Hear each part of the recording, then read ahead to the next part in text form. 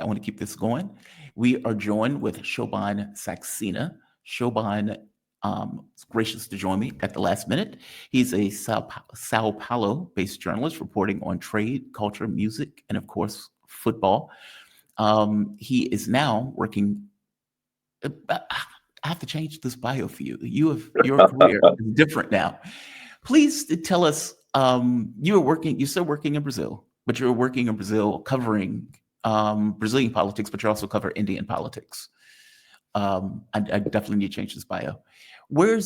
Can you tell us the company where you work now, just so the audience will know where to find you? Morning, Jamal, and morning to all the viewers of your show.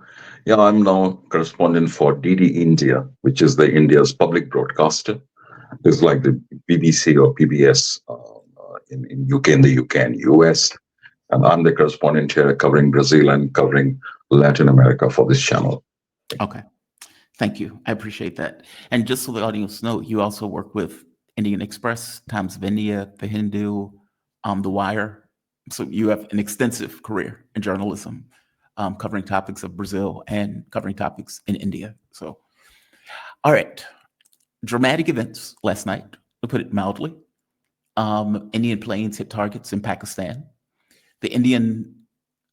Out of the Ministry of Defense, they point out we did not aim at military targets. We were going after the people who we believe was directly related to the Pahalgam massacre, where 26 Hindus, Indians were murdered, butchered, in effect. Pakistan obviously doesn't see it that way. From Pakistan's point of view, we've been attacked. We're going to respond. There have been skirmishes in the sky where I guess several jets have been knocked out of the sky. They say more than 5. I think India is saying maybe 2 or 3. This is chaos. This is chaos. Pakistan at this point is screaming for blood. They're saying that they're going to respond. Give me your take on this so we can step into this. Because I got to be honest, I am deeply fascinated by this.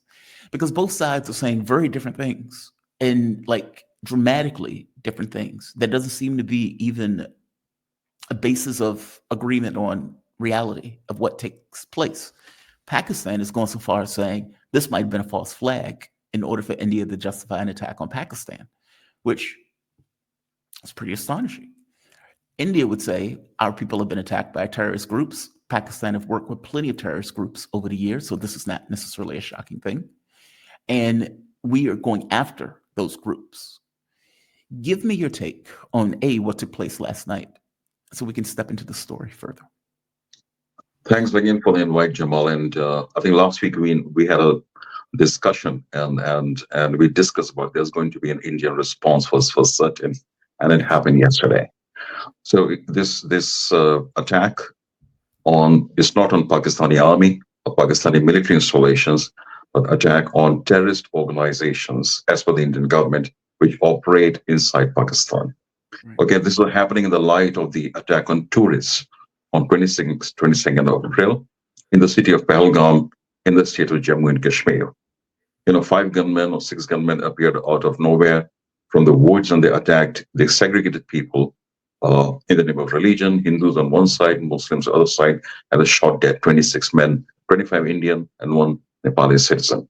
Right. And at that moment, I think the Prime Minister of India had made it clear that there's going to be a response. Now, I'll step back a bit into history to tell your viewers that there has been a pattern to such attacks inside India from various terrorist organizations, principally those 2. One is Jaish-e-Mohammed, and another one is Lashkar-e-Toiba, both of which are designated terrorist organizations by the United States and India and several other countries. Now, in 2001, there was an attack on the Indian Parliament, a very, very serious attack. 6 gunmen, they attacked the Indian Parliament with hundreds of members of Parliament inside the building. Wow. The attack was neutralized, but if they had entered the Parliament building, there would have been a massacre of members of Parliament. Very serious attack, and all fingers pointed at Pakistan. India shared evidence of Pakistan. Pakistan did nothing. In 2003, another attack on a temple. 2008, everyone knows, 26/11, a big attack on the city of Mumbai. When 10 gunmen, they come from Pakistan, on boats, attacked the city of Mumbai. Almost 200 people killed, including foreigners, including American citizens and some Jews, Israeli citizens, and Australian citizens were killed in the attack.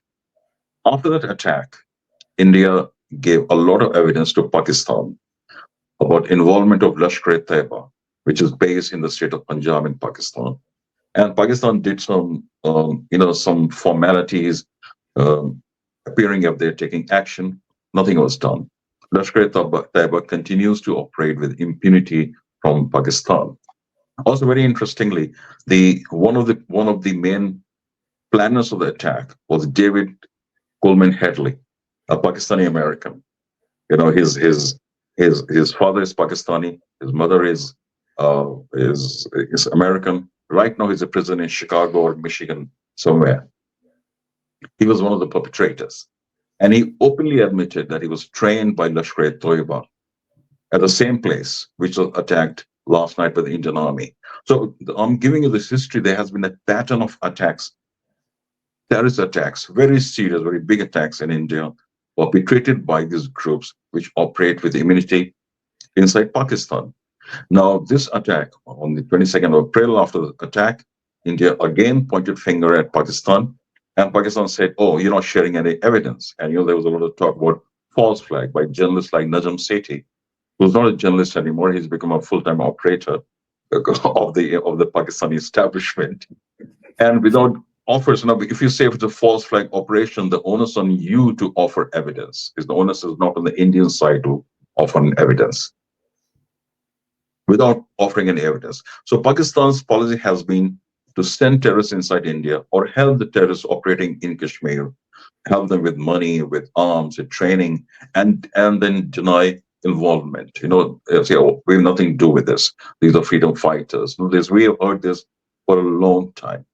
But this time, I think Indian government, and whenever there was a talk of some Indian action against these groups in Pakistan, Pakistan will talk about a full-scale war and then the nuclear war. So using the threat of nuclear war, you know, to prevent India from taking any action. I think this time India has really called off Pakistan's bluff because they've showed we have the right to take action against these groups. And India has attacked 9 locations inside Pakistan, 5 in the part of Kashmir, which is under Pakistani occupation, and 4 in the state of Punjab, which is very important because India is striking deep inside Punjab. Punjab is the most important state of Pakistan. 60% of the population lives in the state of Punjab. It is politically the most important state, economically the most important state. It is basically the heartland of Pakistani state. Right. And these groups, Jaish-e-Mohammed and Lashkar-e-Taiba, 2 groups, led by 2 notorious religious fanatics and terrorists, Azhar Masood and Hafiz Saeed, have been attacked. So their headquarters have been attacked, the training camps have been attacked, and the other bases have been attacked, both in Punjab and parts of Pakistan-occupied Kashmir. So this is the story so far. And I'm glad you mentioned the story about fighter jets being shot down. I was up the whole night, and basically on Twitter watching all the videos and photos being shared. The Pakistani journalist, especially Hamid Mir, he has shared a lot. I'm sorry, this way. No, you're fine. You're fine. I'm glad my phone does it too. So you're perfectly fine. I'm sorry. Yeah. So there's have been sharing photos of Pakistan, so-called Indian jets, Rafale and MiG-29 crashing. And there's a fantastic person in India called Mohammad Zubair. He's a fact checker. He's a famous fact checker. And he was fact checking them live, in real time. And all these photos are being taken from Ukraine or some Indian jet which crashed 2 years ago, a natural accident of Indian jet, or some shots have been taken, some video games also, the plane falling, and he was fact checking them in real time. So far, there has not been not a single evidence of Indian fighter jet being shot down or crashing. There have been some fragments of some missiles being found in the state of Kashmir. Mhm. Also, the Guardian published a photo. I've seen those photos taken by Kashmiri, by photojournalists, but there has been no evidence that Yeah. Pakistani Air Force shot down any Indian fighter jet because they have not shared. If they shot down, they must have used F-16s or JF-17s. They must have fired some missiles, right? And so they have to share the radar data, or which missiles were used, and where exactly these planes were shot down. That information has not come out so far. India has not. India has not commented on it. Mhm. As for the Indian government sources, they have not lost any fighter jet. There were some reports earlier suggesting that maybe two or three jets were lost, but those reports have been removed. I mean, right now we're in the middle of the fog of war. Now, there's a lot of information, a lot of That's fair. analysis, a lot of disinformation, misinformation circulating everywhere. I think we'll have to wait a little bit to get exactly what happened. Even the number of people killed, the Pakistan has given a different figure, 26. Indian media is giving a higher figure. So I think Mhm. we'll have to wait for some more time to see exactly what happened, what's the real casualty figure, and if there was some damage done to Indian Air Force. That's Right fair. now, there's no confirmation. No, that's perfectly fair. And this is kind of my point. It seems like we're in two different worlds in regards to what is coming out of both sides. Like, for example, why didn't India? And by the way, if my questions sound critical, they're not. I am not a part of this. I'm on the moon trying to get a context for what's going on. And so if I'm questioning, it's me trying to understand. It's not a criticism in the question. Why didn't India share evidence with the international community on this attack for the people that were killed? Like, look, I accept that there are terrorist groups in Pakistan, but from my understanding, though, this is Indian Kashmir, and there are troops, Indian troops, in India, Indian-controlled Kashmir. So why wasn't evidence shown to either to the international community or, for that matter, why wasn't India able to capture the people who did this since it was in their controlled territory? So this is a mountainous region, actually, and there are deep forests where uh, this attack took place. There's a meadow where they had more than 1,000 tourists, and these people came out of the woods, come into the forest, they attacked, and they went back into the mountains. Okay, it's not very easy to track down these people. It's a difficult region, hilly Yeah. region. You can only use ponies or horses to go up. Of course, Okay. the forces still doing the combing operations and without any success so far. Why India did not share the evidence so far? Because as I spoke about the past, in the past, India has shared a lot of information, a lot of evidence with the international community, with the US, with China, with all the countries, but nothing happened. I mean, the whole international community has failed to put pressure on Pakistan to stop these groups from operating. So when Just in interrupt, and 2000, I'm sorry yeah, to interrupt, but they could share it with the international community and still take action. Meaning, the sharing of information is creating a context to justify the military action. yeah, because for example, I'll talk about the 2008 attack on the city of Mumbai. I Yeah. mean, there was a big investigation in India, the National Investigation Agency of India. They collected a lot of evidence. Indian teams made several trips to Washington, to other American cities, and they demanded the custody of David Haley Coleman, and the Americans refused to give him to India because he was the linchpin, he was the mastermind of the attack, and he lived some time in Mumbai, and he openly admitted that he was trained by ISI, the Pakistan's military intelligence, and by Lashkar-e-Taiba inside Pakistan. But India has been trying at the UN to get uh, declared Lashkar-e-Taiba as a terrorist organization, but China has been blocking that move for years. So I think the international community also is at fault here. Is at fault here because they when an attack happens in the West, 2% scale or 3% scale, it becomes a really big news, and then so this attitude of good terrorists and bad terrorists, when you are attacked, the bad terrorist. When someone else is attacked, it's a It's a good terrorist. And that has been the policy of Pakistan. Now, Pakistan now claims a lot of terrorist organization operating within Pakistan. Hmm. There and Pakistani army is engaged actually in full-scale operations against various insurgent groups in Balochistan and Khyber Pakhtunkhwa on border with Afghanistan. So these are bad terrorists. But the terrorists they send to India, they've been sending for decades. They consider them good terrorists. So I think India has really got fed up with trying to mobilize international community. I think Indian government this time decided to act on the intelligence they have. They already profiled the six people involved in this attack. Two of them happen to be Pakistani citizens, and one of them had been an officer of the special forces of Pakistan who led this group, according to Indian intelligence. Yeah. And India had shared a lot of information with Pakistan in the past, but Pakistan always refused to act on it. And this time they said, okay, let's have a neutral investigation. No country does it. You can't have a neutral investigation about an act of terror committed on your soil. It has to be an Indian investigation. Yeah.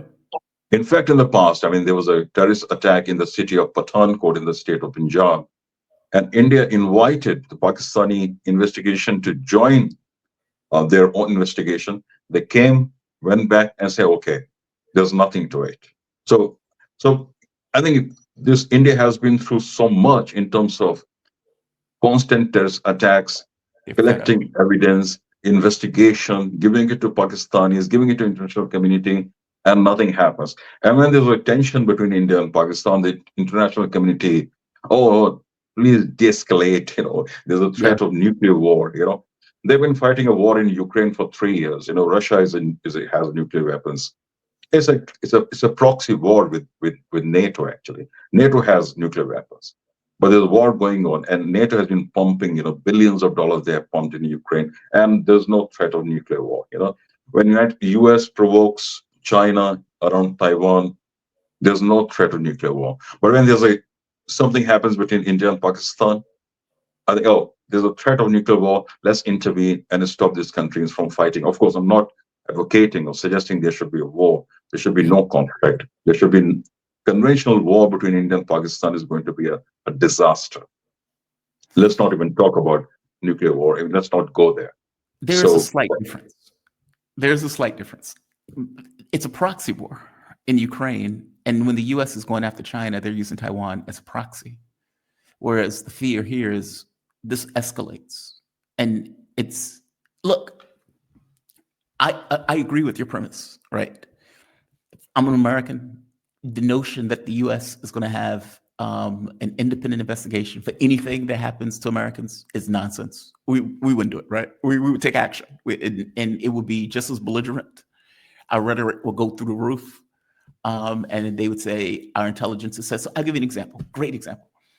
When Joe Biden got into office, and when they had the Afghanistan bombing, and all of those Americans were killed, all of the Afghans were killed. I mean, it was scores of people killed. And Joe Biden said, "We never forget. We will get the people who did it." And Joe Biden ends up doing these bombing runs in order to kill who he is defining was guilty of that crime. He didn't share any intelligence. There wasn't any investigation. There wasn't any of that stuff. His thing is, we're going to go kill people because Americans were killed. That was his frame of reference. And America said, okay, they accepted it. And so I don't doubt that with 26 of your people being slaughtered, that the response of the government and the population is going to be go get them. I don't care if they're in Pakistan, get the people who killed them.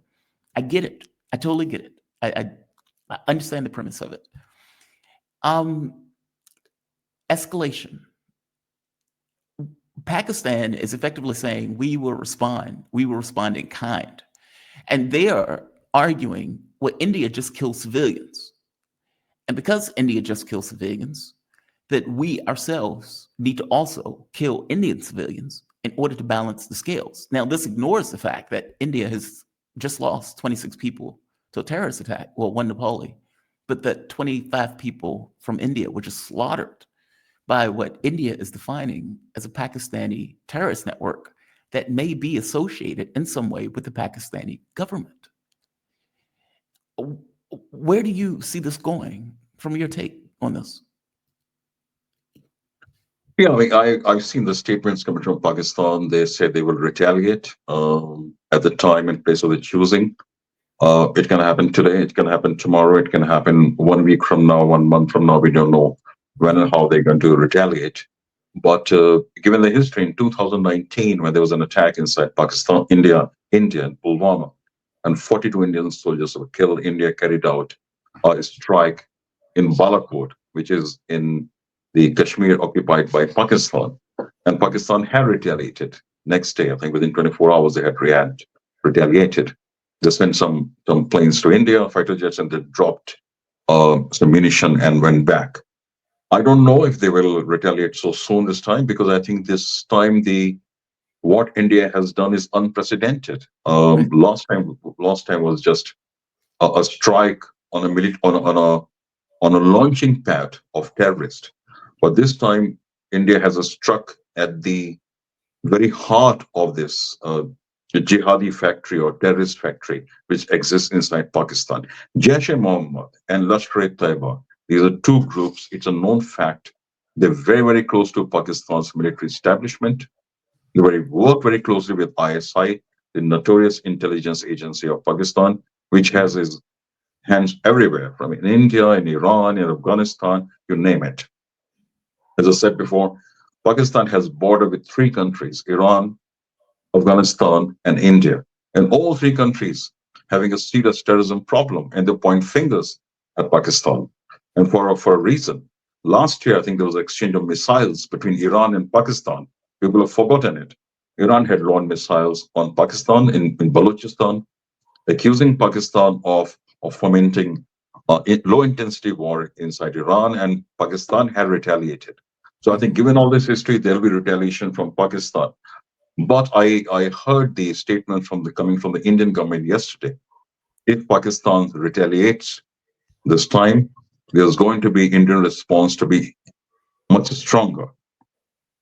So I think a message has been given to Pakistan already that the group it harbors inside are not safe anymore. So if it retaliates, Indian response is going to be much stronger. Maybe these groups have more bases and they may be attacked. So I think Pakistan would be a bit cautious in responding in a hasty manner, but they may retaliate nevertheless. Basically, this is not just a message to the terrorist groups. This is a message to the Pakistani government itself. Like you said, this is an unprecedented attack. India, for the most part, doesn't necessarily hit at the heart of Pakistan in this way. Whereas this one, it was directly into Pakistan, and it was directly into one of the major areas of Pakistan. I would imagine, as you point out, the government has to be taking notice of this, and ISI and the security services in Pakistan that works with these terrorist groups also have to be taking notice that India is not effing around, that they are serious, and they will continue to escalate if indeed a response comes. Is that fair to say? Yeah, because these groups, I mean, and these organizations, Jaish-e-Mohammed, and they're more like Hizbul Mujahideen, they have been fighting or carrying on a proxy war against India on behalf of Pakistan. In 1971, India and Pakistan fought a big war on the Eastern Front. At the time, there were two. There were West Pakistan and East Pakistan. Mm-hmm. Pakistan lost the war, and that led to the creation of the country which is now called Bangladesh. Bangladesh. Pakistan lost that war very badly. More than 95,000 Pakistani soldiers surrendered to Indian army. They capitulated to India. They signed, they signed it, and India returned all the soldiers back to Pakistan. This happened in 1971. In 1972, India and Pakistan they signed a treaty known as Shimla Pact or Shimla Treaty to Mm-hmm. resolve the Kashmir issue in a peaceful manner. And Pakistan saw a peaceful phase from 1971 to 1977-76, when Zulfikar Ali Bhutto was the prime minister or leader of Pakistan. But in 1977, there was a coup against him, organized by General Zia-ul Haq, who later became a great partner of CIA and the American administration to launch the Mujahideen war against Soviet Union in Afghanistan. That's when the dirty chapter started in the late 70s, 1979, after Soviet Union invented Afghanistan, Brzezinski, the national security advisor of Jimmy Carter, he Mhm. went to Afghanistan, he went to Pakistan, and he started this jihadi business, creating mujahideen. And starting 1979 till 1989, Pakistan received millions and millions of dollars in military aid, military equipment, including F-16. Pakistan received F-16 in 1980s, even before South Koreans or Japanese could get it, who had been uh, have bigger partnership with the US. And India protested the US against giving F-16s to Pakistan, but Indians protests were completely rejected. So that's when it started. After this, to cut the long story short, when the Russians left Afghanistan and the war that got over, Pakistan was left with these thousands of mujahideens, including Osama bin Laden. What to do with them? Osama bin Laden left Pakistan, Afghanistan. He went to back to Middle East and went to Africa, around Sudan. And Pakistan diverted his mujahideen towards Kashmir because to use them as a proxy war against India, as you mentioned, in context of Ukraine, it's a proxy war between NATO and Russia. NATO is using Ukraine as a proxy against Russia. In the same way, Pakistan is using these mujahideens or jihadist forces Yeah. as a proxy against India, because having lost the conventional war badly against India, Pakistan knows it has no chance of winning a conventional war with India. So they have this policy, what they call a bleed by thousand cuts. You know, Wow. terrorist attacks in Kashmir, it happened in Punjab, it happened in Delhi, it happened in other various cities. The idea is to keep Indian army engaged with jihadist elements so that Pakistan can have an upper hand with India. But I think now Pakistan's bluff has been called, with this attack on Jaish-e-Mohammed and Lashkar-e-Taiba. A very, very serious message has been given to Pakistan that this proxy war is no longer possible. I just want to be very clear, though. The terrorist group that murdered those civilians, India is associating that with the Pakistani government, meaning they're saying one way or the other, this group is affiliated with the government or at the very least intelligence services of the government of Pakistan. Yeah, Pakistan has a long history of creating terrorist groups. As I said, General Hamid Gul, he's a former chief of ISI. Now he's deceased. He used to say openly, with great pleasure, and that he created Taliban, and he was on record and saying Great he, pleasure. with Great great pleasure. pleasure. Yeah, I mean, it's some kind of he used to wear it like a badge of honor. I Yep. created Taliban. We created Taliban, and we sent Taliban into Afghanistan, and then became a monster they could not control. So now Taliban has two factions. One faction runs Afghanistan. There's another faction on the border between Pakistan and Afghanistan called Tehrik-e-Taliban Pakistan, which is fighting for independence from Pakistan. You know, Interesting. yeah. So Pakistani intelligence agency ISI, his name is known as the state within the state. The Pakistani army is known as the state within the state. Aisha Siddiqa is an author, Pakistani author. She lives in London because she Mhm. can't live in Pakistan anymore. She written a brilliant book on the history of Pakistani army. I can't recall the name of the book, but if you Google Aisha Siddiqa, Pakistan Army, she has described how Pakistani Army controls each and every sphere of life in Pakistan. They run banks. They make biscuits, for God's sake. They are Do they own they? Are vast. they any good? Are Yeah, they any good? They make I biscuit. haven't tasted. I haven't tasted. And they own vast tracts of land. So it's a different kind of model. In India we say countries have military, but in Pakistan, military has a country. Yeah. Oh, So super interesting. this is a country which has been controlled, has been under military dictatorship for 40 years. Out of 75 years of independence, 40 years under military dictatorship. And all military dictators, going back to 70s and 80s, until recently, General Pervez Musharraf had a very cozy relationship with the West, especially with Yes. the United States. They were partners, they together. The first Mujahideen war in Afghanistan was done with General Ziaul Haq in the 70s and 80s. And the second war in Afghanistan, which happened after 9/11, was done with General Pervez Musharraf. When Mhm. Pervez Musharraf went to Washington, D.C., he was received by President Bush Jr. And called a strong leader, a powerful leader, and our partner in war against terror, a war on terror, which turned into a war of terror uh, for actually Yeah. against many countries. So if Pakistan has been a client state of the West since 1947, since it was created. It had a very, very cozy relationship, a military relationship, and all its crimes, all the crimes committed in Bangladesh. So they killed an estimated 3 million people in Bangladesh before the war of 1971. You know, hundreds and thousands of women were raped. And that time, Kissinger and Nixon were threatening India. If we take any action, we'll send the Pacific Fleet. And they did send Pacific Fleet to the Bay of Bengal, but the Russians were aware of that. And before the Americans could arrive, a Russian submarine emerged in the Bay of Bengal, and Americans had to retract. Wow. No, they wonder, why Indians are so fond of Russians and why Indians support Putin, because there's a history to it. Yeah. And Indians, people with memory, people know these stories.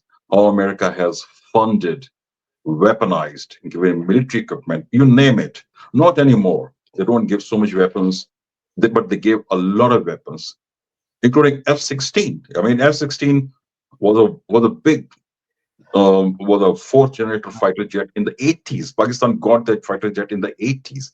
Even NATO countries didn't have F-16 in the 80s.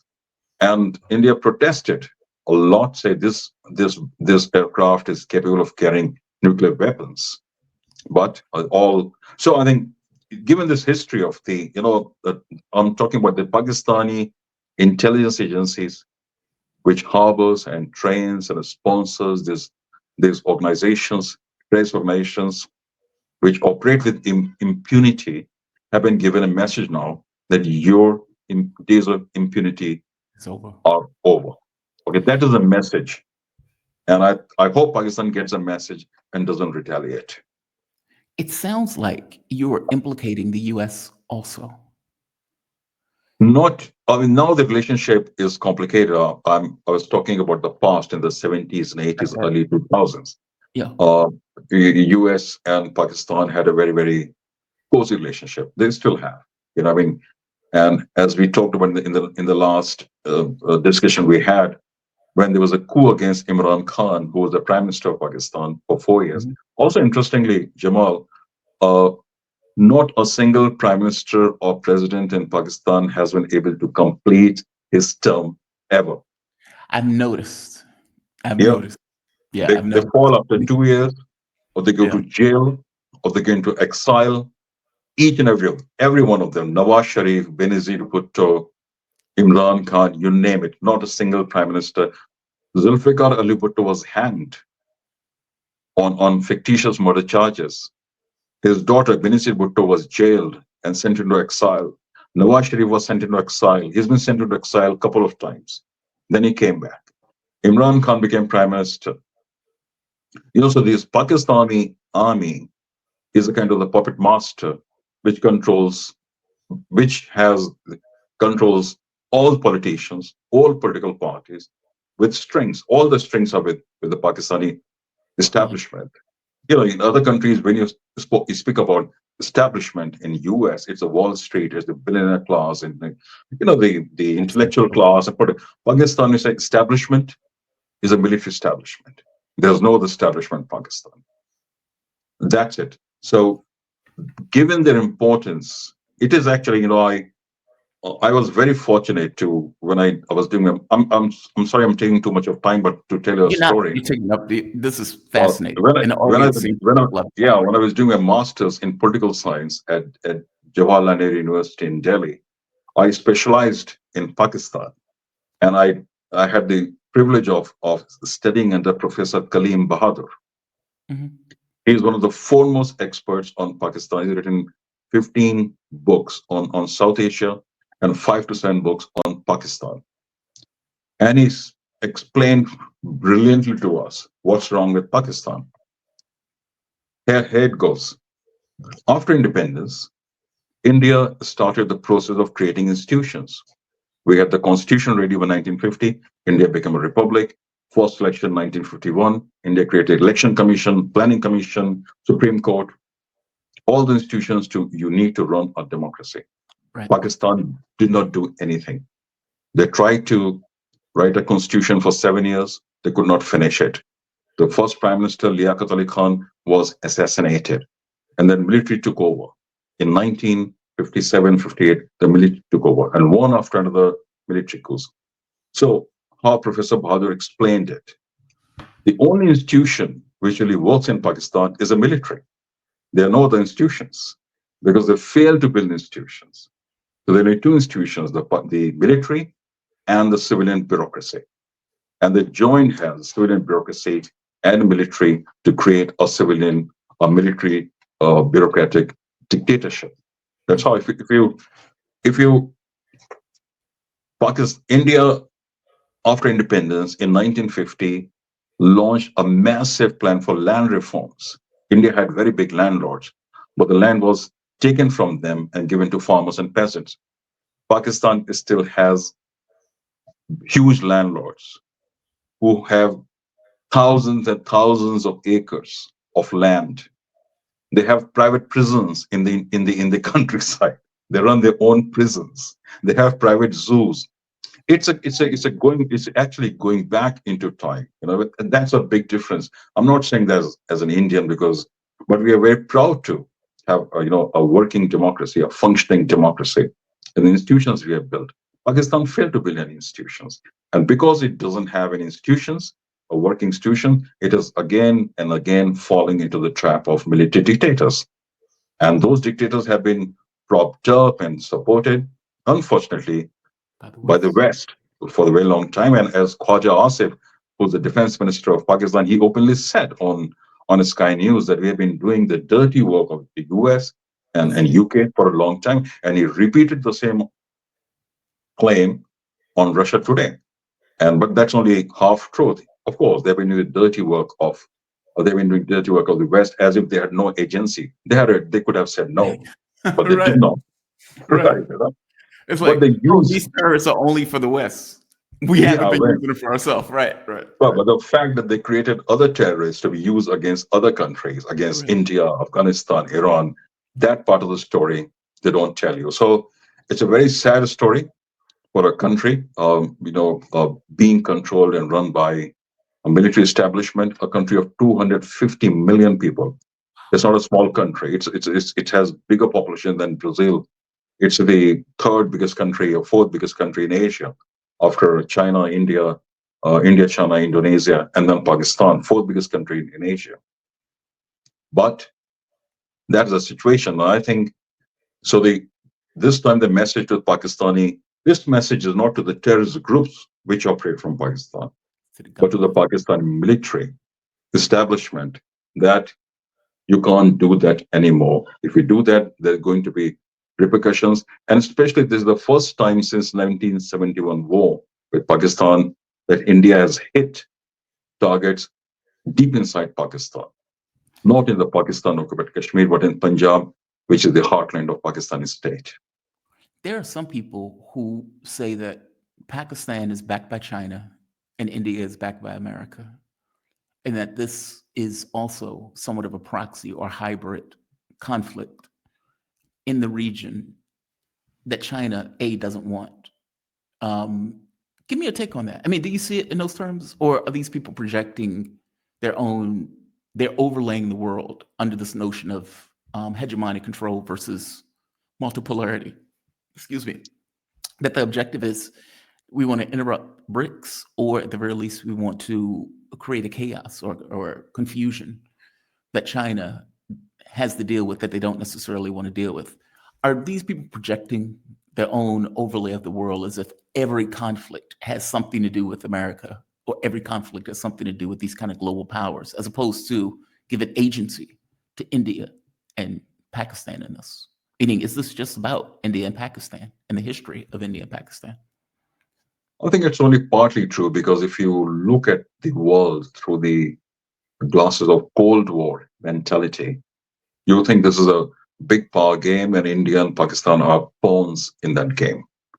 I don't think that's entirely true because Really? India doesn't have that kind of relationship with the US. Of course, India and US are strategic partners, but India is not going to fight a war on behalf of the Mhm. US.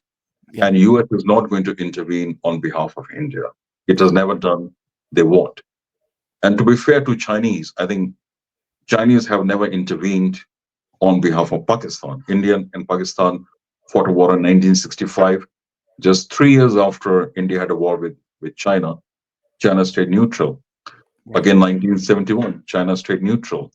In 1999, India and Pakistan had a conflict in the region of Kargil in the occupied Kashmir. I China see. did not intervene. But it's also a fact that the Pakistani army now is depends a lot on Chinese equipment. More than 60% of their equipment now comes from China, not from the West.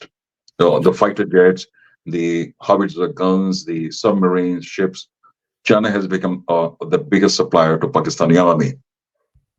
This relationship between China and Pakistan is very interesting because China and Pakistan have nothing in common.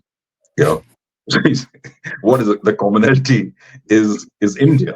What China had a communist revolution and they started the process of making a socialist economy, a socialist country. It has become the second biggest economy. But Pakistan has remained trapped, where it was 30 years ago. I mean, there's no economy to speak of. It has an economy of $370 billion, which is even smaller than the some states in India. India has now $4 trillion economy. And majority of people live in the countryside. There's no education system. It's a country which is always falling apart, and there's an insurgency in two big provinces. So what unites China and Pakistan? Of course, China has been treating Pakistan as a backdoor. If there's a conflict between India and China, imagine. I'm not suggesting it will happen. The chances of a conflict between India and China are very, very remote. There Hmm. can be border skirmishes. There could be some fighting on the border, but I'm talking about a full-scale conflict. So Pakistan works as some kind of a guarantor or insurance to China because India has to maintain its forces on two fronts, on the eastern front as well as western front. Yeah, India has this problem because India has 4,000 kilometers of border with China and also more than 2,000 kilometers border with Pakistan. So India has to be alert on both the fronts. So India, there has been a lot of talk about India fighting a two front war, and but it's not easy because you can't have a war with Pakistan and China at the same time. There's going to be a huge challenge. Right. And as Indian army is very big as compared to Pakistan, India has, but the India never had a military advantage against Pakistan because the number of divisions you can deploy, both countries, is the same. You can deploy 7 divisions. India can deploy 7 divisions, so can Pakistan deploy 7 divisions. So it's a level playing field. But now with Pakistani army fighting on its western flank, which is Balochistan, and also on the northern flank, which is Afghanistan, Pakistani army is really distracted. And Yeah. according to some Indian uh, uh, thinkers and analysts, India is making the border with Pakistan hot so that Pakistan has to divert its resources from the western and northern flanks towards Indian flank, and then it becomes weaker on the western flank. So I think what India has done is doing now is under a strategy. It's not a knee-jerk reaction. It's not some hyper nationalist reaction.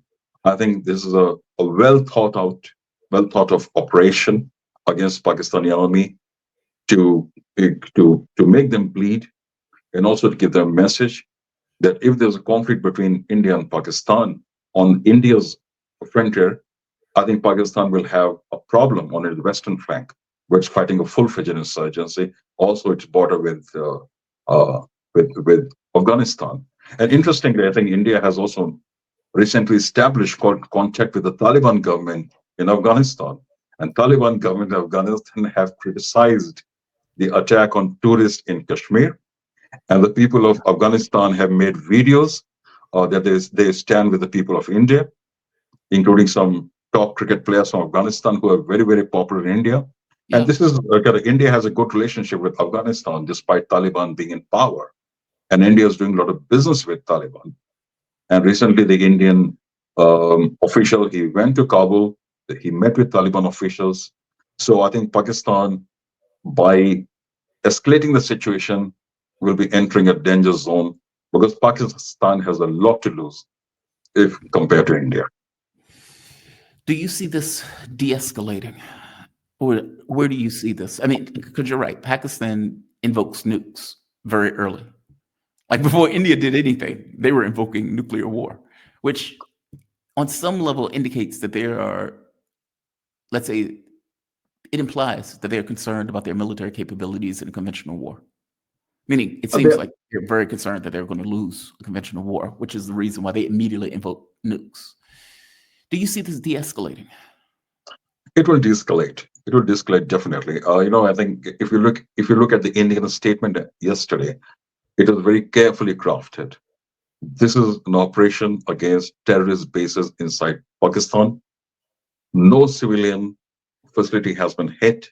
Also, no Pakistani military installation has been hit. India was very, very clear on that.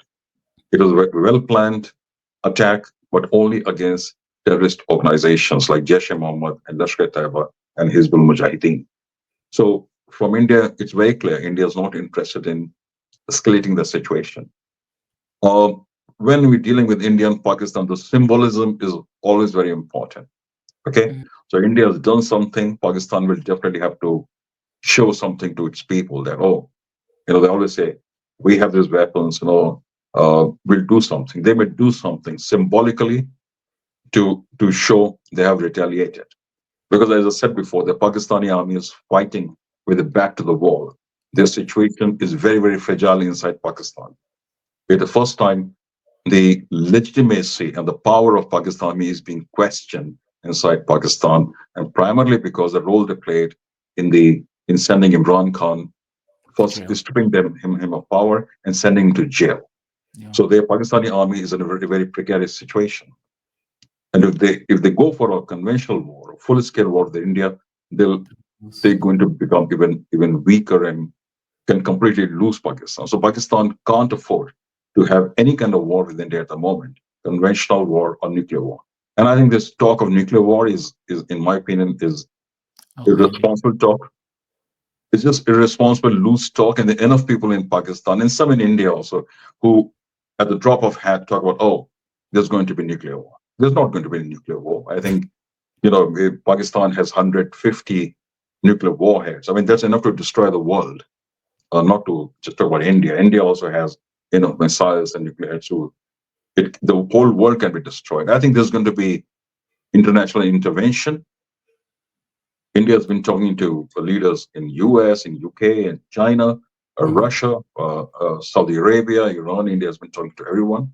I'm sure the Pakistan is also ringing or calling all the world capitals. So this is going to be resolved very soon. But before that, there's going to be some dramatic escalation. There will be some drama, some damage. India has already done. India has already showed what they could do, and they will do in the future if this doesn't stop. That is the message.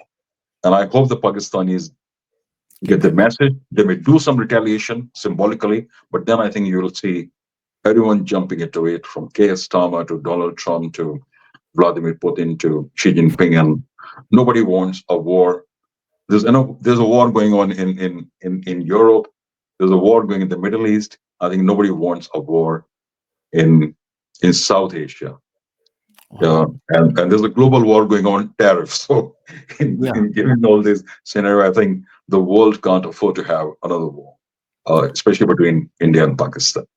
Shobhan, this has been a fantastic breakdown. I swear it really has. I always appreciate your historical context, your knowledge of the subject matter. Um, great, yeah, great interview, man. Thank you for this. I really appreciate it. I deeply Thank appreciate you. it. Yeah, there's too much information in my head at the moment, but I think No, yeah, dude, that's the point of the show. That is yeah, literally the point of the show. It's long form interview for a reason. I want to be able to step into it. I want to get more context on it. I want to be able to understand it. I want my audience to be able to understand it. I mean, we have yeah, nearly 700 people here listening, yeah, and the numbers have gone up as you were speaking, not down. So, yeah. no, I appreciate it, man. Thank you for this. Thank you. Thank you. It's very easy to split the world into good guys and bad guys and give that kind of analysis. I think only when you put in the historical context and the socio-political context of a country, you get the real picture of what's happening. Absolutely. Shobhan Saxena, he is with DD India. This is a media organization that covers politics in Brazil and in South American countries. He was previously with Times of India, India Express, and The Wire and Brazil Wire. You've been doing this for a very long time. I'm glad you're back on the saddle. So thank you for this. Thank you for this. Thank you, Jamal. Thank you for the opportunity. Always a pleasure to talk to you. Absolutely, man. You be safe. Have a good one. All right. That was a fantastic